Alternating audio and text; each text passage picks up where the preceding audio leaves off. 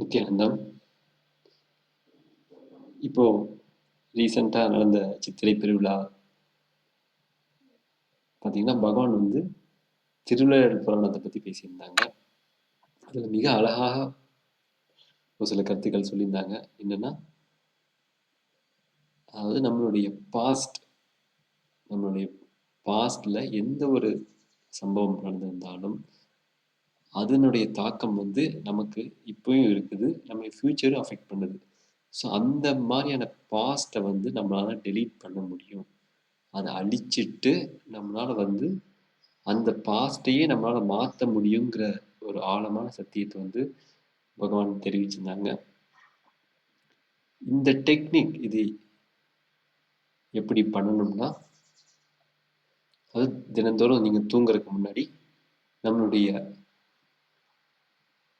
மூல பாவத்திலிருந்து காரண சரீரம் வழியாக நம்மளுடைய அகம் சுபாவத்துக்குள்ள நுழையிறோம்.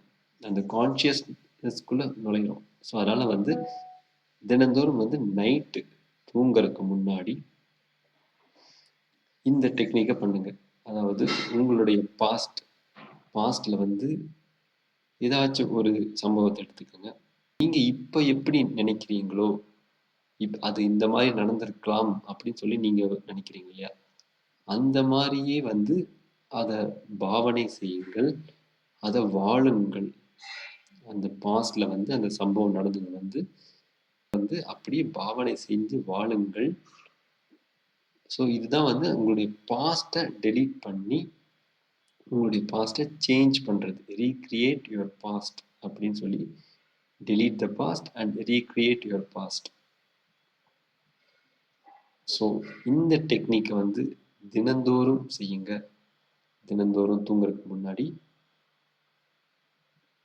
நைட் டைம்ல வந்து இந்த டெக்னிக்கை செய்யுங்க.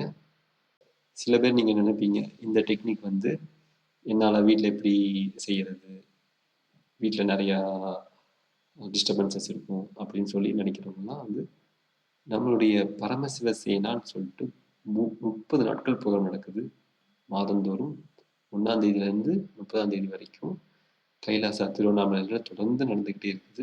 ஜூன் 1ஆம் தேதி ஆரம்பிக்குது. ஜூன் 30ஆம் தேதி வரைக்கும் கைலாச திருவண்ணாமலையில் வந்து இணையுங்கள்.